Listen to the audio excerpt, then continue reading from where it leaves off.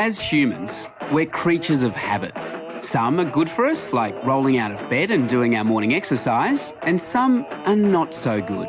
But when it comes to changing the bad ones, it can be tough because they become so ingrained, even when we know some are doing us all harm and no good. Take this habit, for instance. Why would you keep doing this if you know it does this to us? We're talking about smoking. We know we shouldn't do it. Science tells us we shouldn't do it, but yet it's so hard to quit. In Australia, our numbers were on the decline, but alarmingly, according to the Australian Institute of Health and Welfare, the numbers have plateaued, bucking the trend of most other countries in the world. So besides the obvious addictive presence of nicotine, why is smoking so addictive, and what can we do to stop it?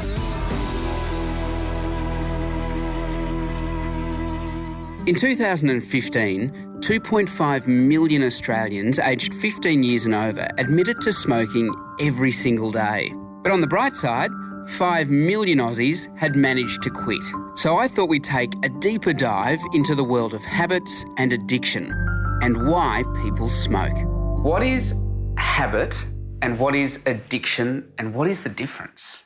Okay, well, with smoking, both factors play a role. So habit involves learned patterns of behaviour that are practiced over time and become strong reinforcing patterns for regular use. But the main driver of addiction with smoking is the withdrawal syndrome. So when smokers don't have a cigarette for a while, they miss it because their brain is saying, where's my nicotine? I need the nicotine to function properly.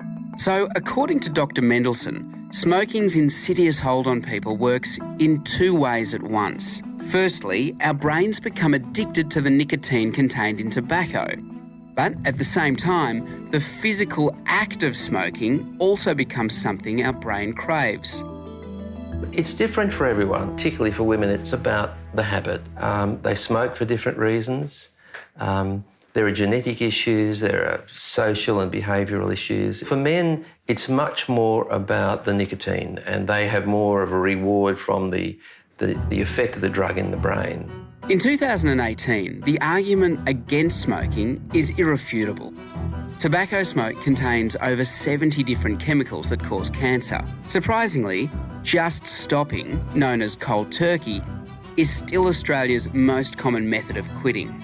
But with just over 17% of Aussie smokers over the age of 14 managing to kick the habit, alternative methods are gaining popularity.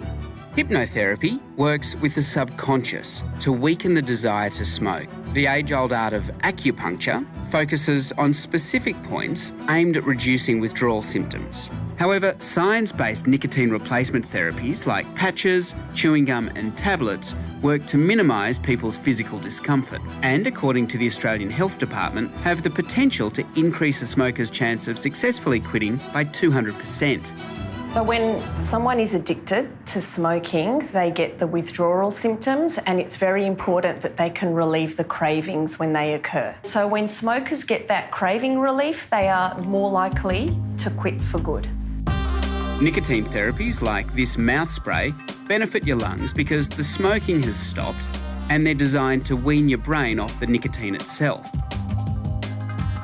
One canister replaces up to 150 cigarettes. Now, that is a much better option than smoking cigarettes. However, while nicotine replacement works for the physical addiction, breaking the psychological dependency on the habit of smoking is a mental challenge in itself.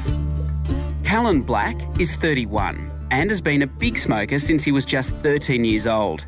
6 weeks ago, he finally quit after a big wake-up call. I just had pneumonia. I had to have a needle in the side of my lung and fluid drawn out. And I was there, sat there. I even had my hospital bracelet on. I'm sat on the balcony smoking 2-3 fags, one after the other, coughing until I was nearly sick.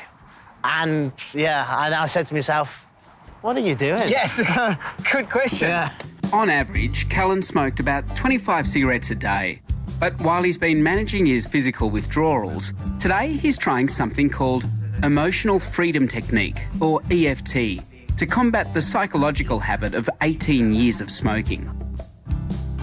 Because addictions and smoking is underpinned by anxiety, when we're actually tapping, we're helping to reprogram the brain's longer-term memory to recognise that whatever it is that is actually causing us stress is no longer a threat. And so, while Callan taps his way to a nicotine-free life, I thought I'd leave the last word to Dr. Mendelsohn. So most smokers who succeed have tried and failed a number of times.